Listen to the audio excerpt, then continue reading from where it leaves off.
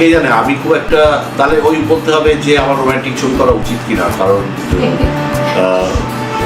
প্রেম একবারই করেছি, তারপর বিয়ে একবারই করেছি, আর তারপর থেকে কোনো কারণ হ্যাঁ করেছি।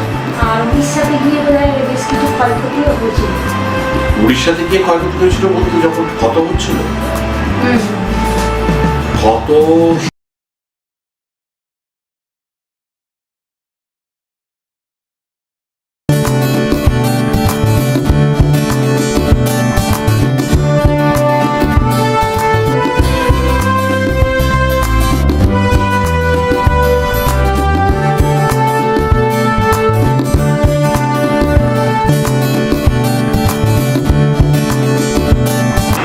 ককপিট এবং পাসওয়ার্ড এই দুটো ছবি দেবের যে দেব এন্টারটেনমেন্ট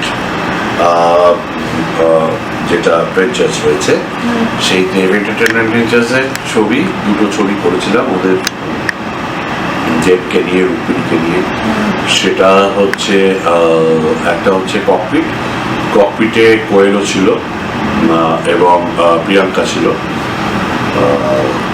ককপিট আমার খুব পছন্দের ছবি, ইন দ্য সেন্স যে ওই প্লেনে কি হয়, প্লেন দুর্ঘটনার মধ্যে কি হয় ইত্যাদি ইত্যাদি সব জানতে হয়েছিল। চট্টোপাধ্যায় একটা ছোট্ট বলেছিল চট্টোপাধ্যায় একটা মানে উনি অতিথি শিল্পী ছিলেন ওই ছবিতে। আর পরবর্তীকালে পাসওয়ার্ড করি, পাসওয়ার্ডে দেব ছিল, পরম ছিল, এদিকে পাউলি ছিল, রুক্মিণী ছিল, আদ্রিত ছিল। সেটা আরেকটা অভিজ্ঞতা।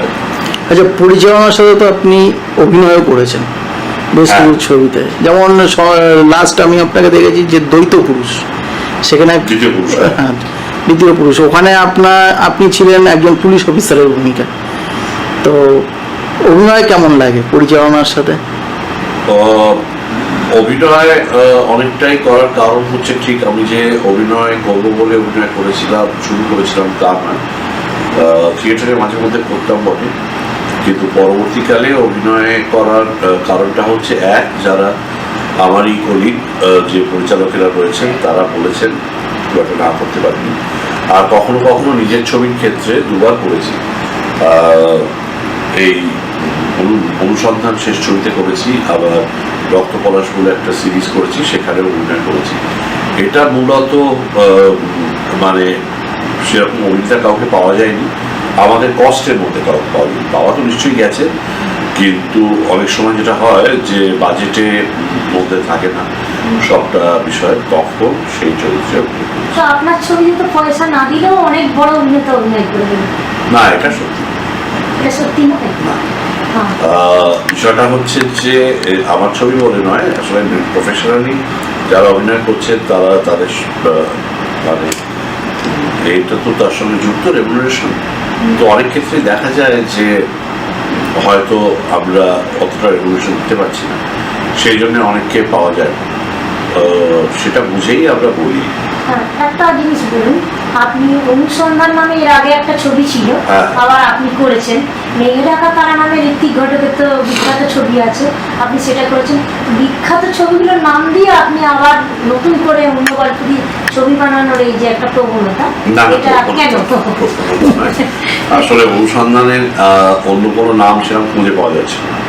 আর মেঘে ঢাকা তারা করার ক্ষেত্রে মেঘে ঢাকা তারা নামটা রাখার একটা কারণ ছিল, সেটা হচ্ছে যেহেতু ঋত্বিক বাবু ছবি মেঘে ঢাকা তারা, এবং যেহেতু ঋত্বিক বাবুকেই বলা হয় যে তিনি মানে মেঘে ঢাকা তারা, অর্থাৎ তার জীবনে তিনি সঠিক মূল্যায়ন পাননি, এবং তার জীবনে অনেক ঘটনা যেগুলো সাধারণ মানুষ জানেন না, সেই কারণে ওনার ছবির নামটাই ব্যবহার করে ওই বায়োপিকটা করা। আর একটা জিনিস বলুন, বিখ্যাত অনেক পরিচালক সত্যজিৎ রায় থেকে ঋতুপর্ণ ঘোষ থেকে আপনি সবাই বিজ্ঞাপন থেকে আর নাটক থেকে এসছেন, মানে ভালো পরিচালক হওয়ার জন্য কি এরকম কোনো ক্রাইটেরিয়া আছে যে বিজ্ঞাপন বা নাটকে দক্ষ হতে হবে? তা বলবো না, কি হয় বিজ্ঞাপন করলে একটা শেখার জায়গা তৈরি হয়, ফিল্ম মিডিয়ার সঙ্গে যোগাযোগটা তৈরি হয়। থিয়েটার করলে যেটা হয় সেটা হচ্ছে অভিনয়ের জায়গাটাও একটু স্পষ্ট হয়, কম্পোজিশনের জায়গাগুলো একটু বোঝা যায়। আমরা সিনেমা যেটাকে মিজন সিন বলি, অর্থাৎ পুরো শটটাকে কী করে সাজানো হচ্ছে, ক্যামেরা কীভাবে মুভ করবে, আলো কীরকম হবে, কে কোথায় দাঁড়াবেন, এই সমস্ত বিষয়ের যে কম্পোজিশনটা সেটাও অনেকটা থিয়েটার করলে অনেকটা সুবিধা হয়। তো এই সব কারণেই মানে থিয়েটারের থেকে বা অনেকে যারা বিজ্ঞাপনের ছবি করেন সেখান থেকে তারা এসছে। অনেকে আবার এরকমও আছেন যারা এগুলো না করে অন্য মিডিয়া থেকে এসছে। এতে আমার মনে হয় না খুব তফাৎ হয় বলে। এটা বলতে পারেন যে কিছুটা গল্প বলার ধাঁচের বিষয়টা যেহেতু বিজ্ঞাপন বা নাটকের সঙ্গে সিনেমার কিছুটা মেলে, খুব সামান্য হলেও মেলে, তো সেই কারণে আসা, আর কোনো কারণ আমি খুঁজে পাই না। আচ্ছা, বিজ্ঞাপন যে করেছেন, দু একটা আপনার বিখ্যাত বিজ্ঞাপনে আপনি অ্যাসিস্ট করেছেন, সেরকম নাম বলুন। না, বিখ্যাত বিজ্ঞাপনে অ্যাসিস্ট অনেক করেছি, গুড ডে বিস্কুট থেকে শুরু করে সোনি ব্রাভিয়া টেলিভিশন থেকে শুরু করে অনেক অনেক অনেক কি বলে ওই পেপসির বিভিন্ন প্রোডাক্ট সে করেছে। আর একটা বলি, শাশ্বত চট্টোপাধ্যায় নো ডাউট ভালো অভিনেতা, কিন্তু আপনার অনুসন্ধান থেকে মেঘে ডাকা তারা দুটোতেই শাশ্বত চট্টোপাধ্যায়ের মূল ভূমিকায় ছিল। তো প্রসেনজিৎ চট্টোপাধ্যায় দিয়ে তাদের সঙ্গে তো ওনার তুলনা হয় না, কিন্তু আপনি ওনাকে অনেক ছবিতে সাজেস্ট করেন কেন আপনার নায়ক হিসেবে? শুধু কি ওনার অভিনয় দক্ষতার জন্য? হ্যাঁ হ্যাঁ, শাশ্বত চট্টোপাধ্যায়ের অভিনয় দক্ষতা অসাধারণ, সেটা একটা। আর যে রোডে যে যান কি, মানে আমি বলতে চাইছি মেঘে ঢাকা তারাতে অন্যদের আমি খুব একটা ভাবি একটাই বিষয়, সেটা হচ্ছে যে আমরা ওখানে ঋত্বিকের সঙ্গে ফিজিক্যাল সিমিলারিটি খুঁজে বার করার চেষ্টা করি। পুরোটাই যেটা করেছিলাম সেটা হচ্ছে যে মানে একটা রিলেশনশিপ থাকবে যেটা মননের সঙ্গে, সেটা দেখাতে আমার যাকে লাগবে তাকে, মানে যে কোনো একজন ভালো অভিনেতাকে লাগবে। আমি কখনোই মনে করিনি যে না ঠিক ঋত্বিক ঘটকের মতো করেই সাজাতে হবে। আচ্ছা, অন্য পরিচালকদের ছবি দেখার কি সময় পান বা দেখেন? হ্যাঁ হ্যাঁ তো অনিক দত্তের অপরাজিত দেখেছেন? হ্যাঁ দেখেছি, ভালো লেগেছে। অনিকদাকে জানালাম। অবসর সময় কাটান কি করে? অবসর সময় আমার নিয়ে নিয়েছে মোটামুটি নিয়ে নিয়েছে হচ্ছে ওটিটি প্ল্যাটফর্মগুলো, ওইটা দেখেই কাটে সময়। আর আপনার সিনেমায় আসার অনুপ্রেরণা কে? বাবা মা? আচ্ছা, মানে ফ্যামিলির দিক থেকে আমার ফ্যামিলি এবং সম্পর্কের আত্মীয়দের মধ্যেও বা পাড়া পরিবেশ পরিজনের মধ্যেও খুব ছবির সঙ্গে যুক্ত ছিলেন না, কিন্তু আমার বাবার একটা ছবি দেখার নেশা ছিল ছোটবেলা থেকে, এবং সেটা হচ্ছে মূলত হলিউডের ছবি দেখা, কিছুটা সত্যজিৎ রায়, ঋত্বিক ঘটক, মৃণাল সেনের ছবি দেখা, চার্লি চ্যাপলিনের ছবি ভীষণভাবে দেখা। তো এই কারণে আমাদের একমাত্র এন্টারটেনমেন্টই ছিল কিন্তু ওই সপ্তাহ শুক্রবার যেদিন ছবি রিলিজ করতো সেদিন কোনো না কোনো ছবি হয় আমি বাবা মা যেতাম, আমি এক ছেলে, আর না হলে আমি আর বাবাই যেতাম। বাবা কি ডাক্তার ছিলেন? না না, বাবা সরকারি চাকরি করতেন, তো অফিস থেকে ফেরার মতো চিঠি কেটে আনতেন। আর এটা একটা প্ল্যান ছিল আমাদের, ওইটাই একমাত্র এন্টারটেনমেন্ট ছিল, ওই একদিন সপ্তাহে বেরোনো আর সেদিন একটু ভালো মন্দ খাওয়া। তখন ভালো মন্দ খাওয়া বলতে খুব সাধারণ রেস্টুরেন্টে খাওয়া আর ওই সিনেমা দেখা, এইটা ছিল। আর সেই সিনেমাগুলো বেশিরভাগই বিদেশি ছবি। পরবর্তীকালে আমি অনেক পরে, ইনফ্যাক্ট মানে বলবো যে মাধ্যমিক পরীক্ষা হয়ে যাওয়ার পরে উচ্চ মাধ্যমিক থেকে নিজে নিজে ছবি দেখি, এবং তখন হিন্দি ছবি দেখি। বাবার সঙ্গে শোলে ছাড়া হিন্দি ছবি খুব একটা বেশি দেখা হয়, বেশিরভাগই হলিউডের ছবি আর কিছু কিছু বিদেশি ছবি, কিছু কিছু ফেস্টিভ্যালে গেছি। তো ওইটাই বলতে পারেন প্রেরণা ছিল। আর পরিচালক হিসেবে সবসময় সত্যজিৎ রায় প্রেরণা ছিলেন, কারণ সত্যজিৎ রায় আমাদের ছবি দেখার চোখ ফুটিয়েছেন বলে আমার মনে হয়। অনেক পরে এসে ঋত্বিক ঘটকের বা মৃণাল সেনের ছবির গুরুত্ব বা মানে অবতারণা বুঝতে পেরেছি। সেটা হয়েছে 16-17 বছর থেকে। তখন থেকে মানে মৃণাল সেন এবং ঋত্বিক ঘটকের প্রতি একটা টান তৈরি হয়েছে। আর একটা প্রশ্ন আছে, আপনার আপত্তি থাকলে। সত্যজিৎ রায় দেখবেন বাচ্চাদের ছবি, যেমন হীরক রাজার দেশে, হ্যাঁ, দড়ি ধরে মারটান রাজা হবে খান খান, যে বাচ্চাদের ছবির আড়ালে প্রচন্ডভাবে কিন্তু রাজনীতি নিয়ে করা হয়েছে। তো সেই ধরনের কোনো ছবি বা নিজের রাজনৈতিক মতাদর্শ ছবিতে প্রকাশ করার কোনো ইচ্ছে কি আপনার আছে? অবশ্যই ইচ্ছে আছে, অবশ্যই ইচ্ছে আছে। আজকে রাজনৈতিক যে পরিস্থিতি সারা ভারতবর্ষের এবং আমাদের রাজ্যে, তাতে যারা শিল্প মাধ্যমের সঙ্গে যুক্ত তারা তো মুখ বধির হয়ে থাকতে পারেন না, তাদের কথা বলতেই হবে, তাদের একটা সামাজিক দায়িত্ব রয়েছে। তো সেক্ষেত্রে প্রতিবাদের ভাষা খুঁজে দিতে হবে। হ্যাঁ, প্রতিবাদের ভাষা যখন কেউ খুব শৈল্পিকভাবে, সত্যজিৎ রায়ের মতো বলছি বা চার্লি চ্যাপলিনের মতো বলছি, তারা যখন খুঁজে পান সেটা একটা শিশু চলচ্চিত্রের মধ্যেও, তার জন্যে মানে আমি বলবো যে ভীষণ মেধার দরকার হয়। তো মেধাবী মানুষ সবসময় চান। আমি চাইলেই পারবো কিনা আমি জানি না, তবে আমি চেষ্টা করি। তো আপনার সেক্ষেত্রে কোনো ভয় নেই যে জলে বাস করে কুমিরের সঙ্গে বিবাদ ছবিটাকে আটকে দিতে পারে? না, জলে বাস করে কুমিরের সঙ্গে বিবাদ তো থাকবেই, কারণ যদি কুমিরের সঙ্গে রাজনৈতিক দর্শন মতামত না মেলে, বিবাদ আমি বলবো না, তবে রাজনৈতিক মতানৈক্য তো থাকবে। এখন সেখানে হতেই পারে যে কুমির আছে জলে, তবে কুমির আছে জলে বলে ডুবুরি জলে নামবে না, এটা তো কথা নয়। কারণ পৃথিবীর 3 ভাগ জল 1 ভাগ স্থল, সর্বত্রই কোনো না কোনো জলজ প্রাণী আছে সবসময় খেয়ে ফেলার জন্য। তাহলে কি মানুষ সাঁতার কাটা ছেড়ে দেবে? তা তো ছাড়বে না, সাঁতরাতে হবে এবং স্রোতের বিরুদ্ধেই সাঁতরাতে হবে। তারপর যা থাকে হবে। এখন নতুন কি ছবি করার পরিকল্পনা? নতুন ছবি বলতে কয়েকটা স্ক্রিপ্ট লেখালেখি চলছে, মিছিলও চলছে, মিটিংও চলছে, তাই নিয়ে দেখা যাক যে কোনটা আগে পাকে। আপাতত একটা ওয়েব সিরিজ করেছি রক্তপলাশ বলে, এরপর আশা করছি যে জুলাই মাসে বর্ষাটা পেরোলে তারপর আবার নতুন ছবিতে হাত দেবো। এখনো কোন ছবি হবে সেটা আমি নিজেও স্পষ্ট মানে যেটা প্রথমেই এভাবে সব ঠিক হবে সেটাতেই হবে। অবশ্যই। এবার দর্শকরা কি আগামী দিনে এই আমাজন অভিযান বা চাঁদের পাড়ের মতন এরকম ছবি পাবে? আমি বিশ্বাস করি যে বাংলা ছবির গতি প্রকৃতি যেদিকে যাচ্ছে তাকে যদি ঘোরাতে হয় তবে অবশ্যই একটা বিগ ক্যানভাসে খুব জনপ্রিয় ছবি হওয়া দরকার। না হলে বাংলা ছবি কিন্তু খুব ভালো অবস্থায় থাকবে না। আচ্ছা, বাচ্চাদের জন্য ওপর কোনো ছবি কি ভেবে দেখেছেন? বাচ্চা আমি করলে আবার শিশু চলচ্চিত্র করারই একটা চেষ্টা করব। আর একটা কথা, আচ্ছা, একটা কথা যেটা যে বর্তমান সময় একের পর এক সিনেমা হল বন্ধ হয়ে যাচ্ছে, মানুষ বেশি টিভিতে সিরিয়াল দেখতে ব্যস্ত। তো এই সিরিয়াল বাংলা ছবিটাকে কি আস্তে আস্তে কি বন্ধ করার একটা দিকে নিয়ে যাচ্ছে? না, তা নয়। আসলে বিভিন্ন কারণে বাংলা ছবি বলে নয় যে হল বন্ধ হয়ে যাচ্ছে, তার পেছনে তো অর্থনৈতিক কারণ রয়েছে। দর্শক যদি হলে বেশি পরিমাণ না যান তাহলে হল কর্তৃপক্ষকে হলটা চালাতে হয়, এবং সেটা চালাতে গেলে অনেক খরচ আছে। তো স্বাভাবিকভাবেই প্রচুর লস হয়। এবার টেলিভিশন সিরিয়াল দেখারও অন্যান্য কারণ রয়েছে, কারণ সেটা বাড়িতে বসে দেখা যাচ্ছে, তার জন্য আলাদা করে খরচা করে যেতে হচ্ছে।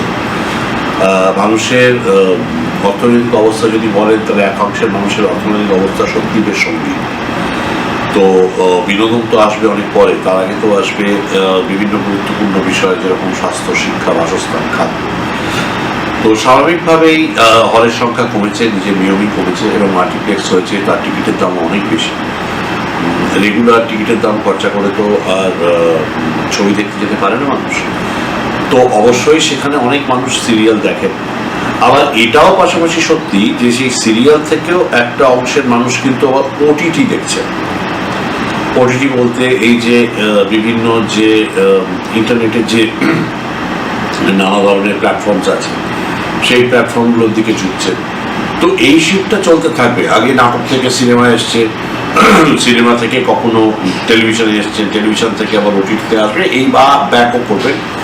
তবে cinema is cinema, OTT cinema নয়। আর সিনেমাকে বাঁচিয়ে রাখতে গেলে আমার মনে হয় এই মুহূর্তে আমাদের বাংলায় খুব বড় মাপে বিগ ক্যানভাসের ছবি করা প্রয়োজন, যার মধ্যে সিনেমা রয়েছে। সিনেমা দেখতে গিয়ে মানুষ সিরিয়াল দেখে আসবেন না, এটা মানে জোর দিয়ে বলা যেতে পারে।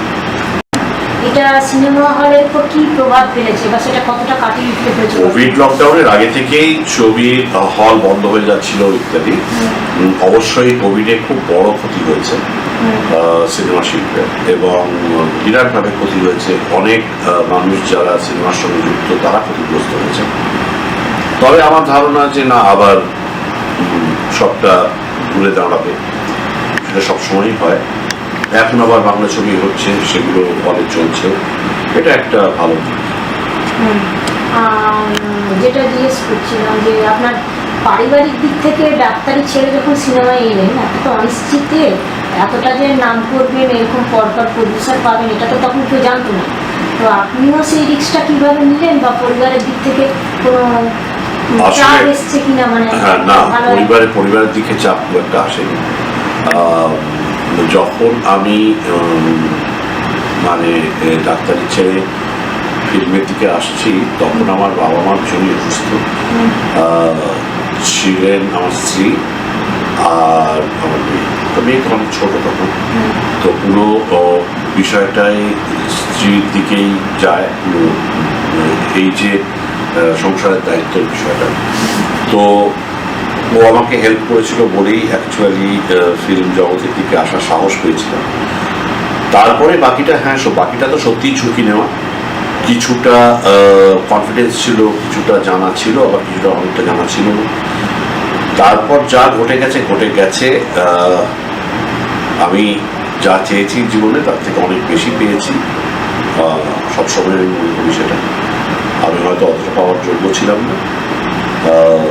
এখন কাজটা করে যাওয়ার দিয়ে কথা, তারপর দেখা যাক।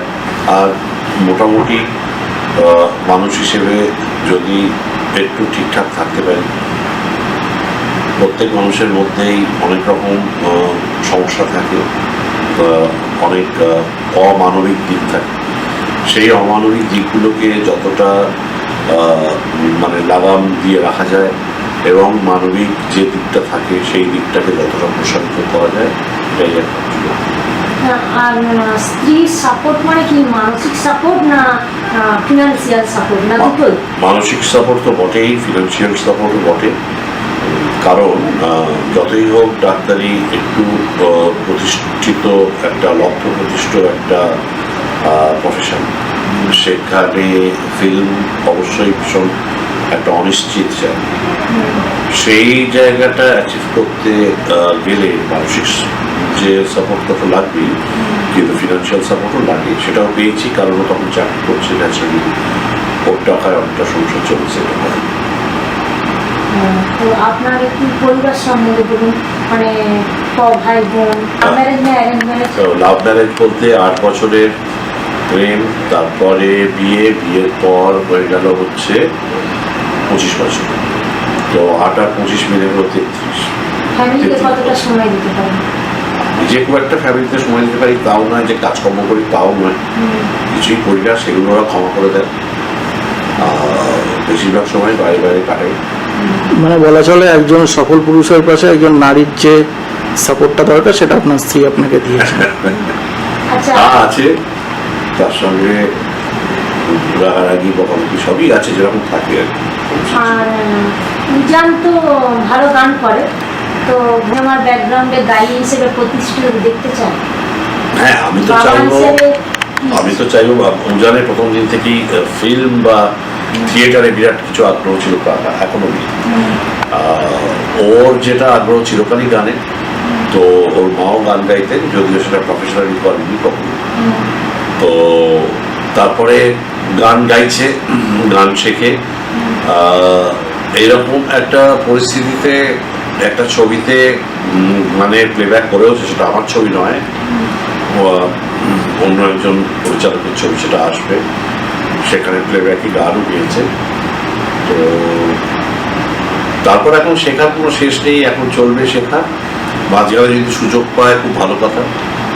আর অবশ্যই আমি বাবা হিসেবে সবসময় চাইবো যে গায়িকা হিসেবে প্রতিষ্ঠিত হোক, ফিল্মের ব্যাকগ্রাউন্ডে গান গায়। কিন্তু আপনার ছবিগুলো তো আপনি গলাটাকে কাজে লাগাচ্ছেন না, আমার ছবির যে গান এখনো পর্যন্ত ছিল, তো সবে এখন প্রাপ্তবয়স্ক হয়ে গান গাইছে। আমার ছবিতে এখন যে গান ছিল সেখানে, এটা না আমি খুব যে ডিসিশন নিই তা নয়, এটা আমি অনেকটাই মিউজিক ডিরেক্টরের উপর ছেড়ে দিই, সঙ্গীত পরিচালকের উপর ছেড়ে দিই। তারা যদি মনে করেন যে কোনো চরিত্রে গলার গানের সঙ্গে ওর গলা যাবে তো যাবে, যদি মনে করেন অন্য কারোর গলা থাকবে সেটা তারা ঠিক করেন। আর আমার এই ব্যাপারে আমি সত্যিই বলছি, কোনো বায়াস আমার কাজ করে না। কেন কাজ করে না? কারণ সত্যি কথা আমি বিশ্বাস করি যে যদি কেউ ট্যালেন্টেড হয়, যদি কারো সত্যি সত্যি আগ্রহ থাকে, প্যাশন থাকে, সে নিশ্চয়ই চান্স পাবে। বাবা হিসেবে আমার জন্যে বাড়তি কোনো সুযোগ পাক, এইটা আমি কিন্তু সত্যি কোনোদিন চাই না। মানে নিজের প্রতিভা নিজেই ট্যালেন্ট, হ্যাঁ, নিজেকে নিজেই তৈরি করবে, যেরকম অন্য সব ছেলেমেয়েরা তৈরি করছে ওদের প্রজন্মে। তারপর সুযোগ যেরকম পাবে পাবে। আমিও তো তাই, আমার জীবনে তো তাই হয়েছে। আর একটা প্রশ্ন আছে, সেটা হলো এটা কি কোইন্সিডেন্স? সত্যজিৎ রায় থেকে আপনি সবাই বিভূতিভূষণের ছবি করে মানে দর্শকের মনে দাগ কেটেছেন। হ্যাঁ, সত্যজিৎ রায়ের বিষয়টা তো বিরাট মাপের একটা ছবি। যেমন ধরুন পথের পাঁচালী। হ্যাঁ, পথের পাঁচালী থেকে অপরাজিত প্রশংসা এবং পরবর্তীকালে অসুরী সংকেত, বিভূতিভূষণের অপরিত দাঁড়িয়ে আছে। এটা হ্যাঁ, এটা কাকতালীয় বিষয়। একেবারে চিন্তা ভাবনা করে যে করেছি তা নয়, তবে বিভূতিভূষণের লেখার আসলে অনেক সিনেম্যাটিক এলিমেন্ট আছে। সেই কারণেই আমার ধারণা যারা ছবি বানাতে চান তাদের কাছে বিভূতিভূষণ ভীষণ ভীষণ মানে বিভূতিভূষণ এমনি সমস্ত পাঠকের কাছে জনপ্রিয়, ছবি বানাতে যারা চান তাদের কাছে আরো বেশি জনপ্রিয়। আচ্ছা, আপনার কোনোদিন মনে হয় না যে উত্তম কুমার, সুচিত্রা বা সুপ্রিয়ার যে রোমান্টিক জুটি, সেই ধরনের কোনো ছবি বানাবো? উত্তম কুমারের জীবন নিয়ে অনেক কাজ করেছি, কিন্তু মুশকিল হচ্ছে যে সে তো অনেক ছবি হয়েওছে তো এইসব নিয়ে, মানে উত্তম কুমারের জীবনের উপর অনেকগুলো ছবি হয়েছে, যে কারণে আমি উত্তম কুমার, সুচিত্রা সেন বা সুপ্রিয়া দেবী ইত্যাদি জীবনই আমি বলি না, আমি বলছি রোমান্টিক ট্রায়াঙ্গেল। ওদের হিরো হিরোইন করে যে ধরনের রোমান্টিক ছবি করতো, বাঙালি দর্শক মানে দুটো জল বেশি খেতেন ওদের নামে, সেই ধরনের কোনো ছবি করার ইচ্ছে কি আছে ভবিষ্যতে? আছে নিশ্চয়ই, নিশ্চয়ই আছে, কিন্তু জানি না। আমি নিজে প্রেমটা ভালো করেছি, কিন্তু প্রেমের ছবি কেমন বানাবো সেটা আমি এখনো বলতে জানি না। আচ্ছা, আপনার একটা নাটকের দল ছিল বা আছে? আছে, এখন তাদের সঙ্গে যোগাযোগ কতটা? ভীষণভাবেই যোগাযোগ আছে, প্রায় প্রত্যেক সপ্তাহতেই আসে। আজকে রিহার্সাল আছে, কিন্তু বিষয়টা হচ্ছে যে আমি এখন সময় খুব কম দিতে পারছি। আবার মাঝখানে পেরেছিলাম লকডাউনের আগে একটা নাটকে তো পরিচালনা করেছি, তারপরে পতনাভ করছে, ওঙ্কার করছে, অর্জুন গৌতম সব আছে করছে। আবার ভবিষ্যতে ইচ্ছে আছে আবার আমি একটা কাজ করব। নাটকের দল আছে, খুব ভালোভাবে আছে। রাসবেরি শৈলশিক তার নাম। 17 তারিখ 17 জানুয়ারি তাদের শো আছে। আপনি যেটা পরিচালনা করেছিলেন সেটা কি? আমি যে নাটকটা পরিচালনা করেছিলাম সেটার নাম প্লে হাউস। সেই নাটকটা পদ্মনাভর লেখা, যার উপরে আবার অনুসন্ধান ছবিটা বানিয়েছে। মানে ছবিতে কনভার্ট করে দিচ্ছেন না? সেটা অনেক পরে, এই একটা নাটক করেছি। আচ্ছা, এরকম কোনো নিয়ম আছে কি যে কোনো সিনেমার নাম সেটাকে নিয়ে পরবর্তীকালে আবার গল্প অন্য বানাতে গেলে যে মানে টাইটেল রেজিস্ট্রেশন করতে হয় 25 বছর পরে 25 বছর পরে পারমিশন পাওয়া যায়? আর কোভিডের সময় কি ধরনের মানে কাজ করেছিলেন? কোভিডের সময় যে কাজ খুব একটা করতে পেরেছি তা নয়, কোভিডের সময় লেখালেখির কাজই ছিল।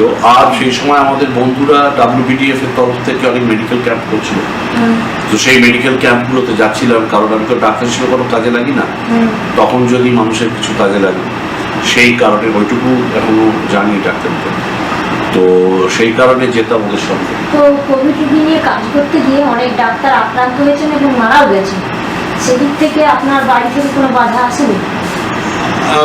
ভয় একটা সময় ছিল, কিন্তু আবারও একটা কথা বলবো, সেটা হচ্ছে যে ডাক্তারি প্রফেশনটা এইরকম, যদি যখন একটা মহামারী ছড়াচ্ছে, অতিমারি ছড়াচ্ছে, অতিমারির মধ্যে যদি ডাক্তাররা ভয় পায় তাহলে কি করে হবে? কারণ ডাক্তারদের তো ফ্রন্টলাইনার হতেই হবে, ডাক্তারদের, সিস্টারদের, যারা স্বাস্থ্য ব্যবস্থার সঙ্গে জড়িত তাদের সবাইকে তো ঝুঁকি তো নিতেই হবে। তবে হ্যাঁ, আপনারাও জানেন যে প্রপার যতগুলো আমাদের পদ্ধতি আছে আর কি, মানে যেটাকে আমরা বলছিলাম পিপিপি যেটা বলা হচ্ছে, সেইটা ব্যবহার করেই সবাই রোগী দেখতাম। তাতে ঝুঁকি থাকলেও ঝুঁকি মানে চান্সটা অনেক কম থাকে। আচ্ছা, আপনার ডাক্তার হিসেবে কি মত যে কোভিড কি আর 5টা রোগের মতো বা 10টা রোগের মতো থেকেই যাবে?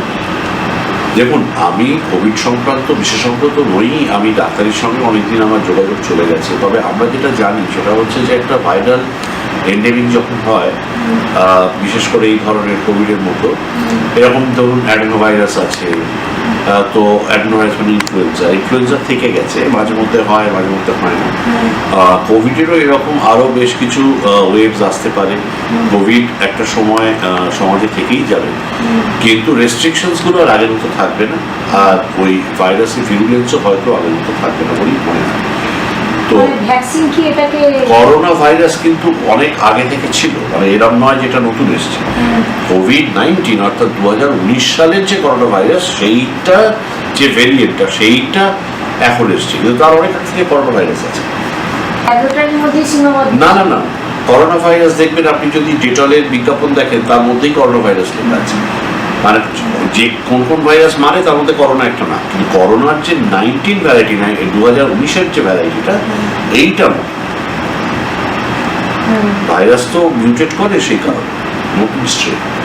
আচ্ছা, আরেকটা পার্সোনাল প্রশ্ন করছি, সেটা হচ্ছে যে অনেক তো সুন্দরী নায়িকাদের নিয়ে কাজ করে, তো স্ত্রীর সঙ্গে ওই নিয়ে কোনো মতানৈক্য বা অশান্তি কোনোদিন হয়েছে? না, আমার কোনোদিন হয়নি। প্রথম কথা হচ্ছে যে সুন্দরের ডেফিনেশন কি, মানে আমার তো সবাইকেই সুন্দর বা সুন্দরী লাগে। সেই অর্থে চারপাশে যত মহিলা সবাইকেই আমার সুন্দরী লাগে। আমি আলাদা করে কাউকে সুন্দর করে মনে করি না। বাহ্যিক সৌন্দর্য আছে, যেটা অন্তর্নিহিত সৌন্দর্য আছে।